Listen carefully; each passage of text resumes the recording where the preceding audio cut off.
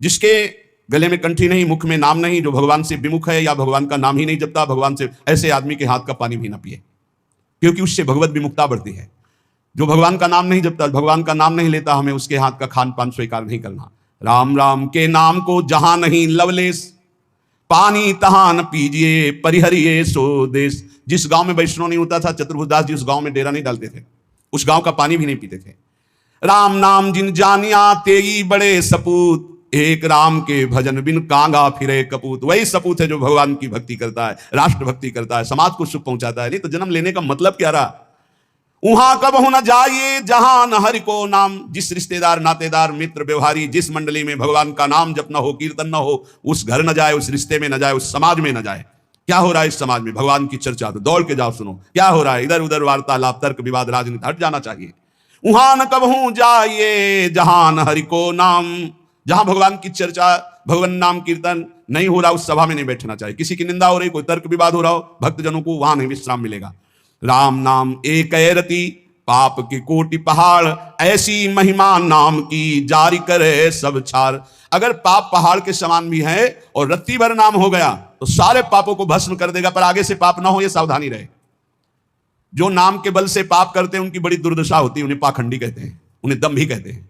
और जिन्होंने ये जाना कि मेरे से पाप हो गए, अब कैसे निराकरण हो, कैसे हम इनसे मुक्त हो, और भगवान का भक्त मिल गया और नाम महिमा सुनी, धाम महिमा सुनी और लग गए भगवान के नाम में, तो निष्पाप होकर महात्मा बन गए, भगवान को प्राप्त हो गए। ये सिद्धांत है। ऐसी महिमा नाम की जारी करे सब छार। चाहे जितने बड़े बीमार हो, चाहे जितनी बड़ी परेशानी हो, नाम जप करके देखो साहब, परेशानी शांत हो जाएगी। एक अलौकिक आनंद रहेगा। भारी से भारी दुख में, भारी से भारी रोग में एक अंदर एक अलौकिक स्थान है, जहां बैठ जाओ तो एकदम वातानुकूलित कक्ष, सम, न दुख न सुख न लाभ न हानि न हर्ष न सुख न जन्म न मृत्यु। नाम जब से वो दरवाजा खुलता है, अंदर ही है। उसी में बड़े बड़े संत जन आराम करते, आनंद से पड़े रहते। सोवत पाव पसार, काहू के बल भजन को काहू के आचार, व्यास भरोसे कुंवर के, वहां सोवत पाव पसार। वो कमरा है अंदर एक आत्मस्वरूप, जिसमें शम है, शम, कोई भी क्षमता नहीं, वो नाम से खुलता है। जितना नाम जप करोगे उसी में मस्ती रहती है। हर समय निश्चिंत, निशुक, निर्भय, एक अपार आनंद। नाम संकट में लो लाइए, दूरी करे सब व्याधि। जिसको भी कष्ट है, इसीलिए कह रहे हैं बात को समझो। ये जंतुर मंतुर, ये कलावा, ये सब तुम्हारे दुखों को दूर नहीं कर पाएंगे। सब प्राकृतिक हैं, विचार करके देखो, ये सब प्रकृति से बने हुए हैं। तुम परमात्मा के अंश हो, तुम्हें एक भ्रम हो गया है। परमात्मा अंश जब प्रकृति से सुख भोगने की इच्छा करता है तो अशांत हो जाता है।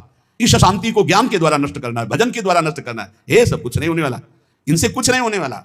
जैसे मैं मर रहा हूं अपने श्रवण कुमार के वियोग में, ऐसे अपने पुत्र के वियोग में मरेगा, ऐसा बोला था श्रवण कुमार के माता पिता ने। ऐसा ही हुआ महाराज दशरथ जी को, हुआ ना।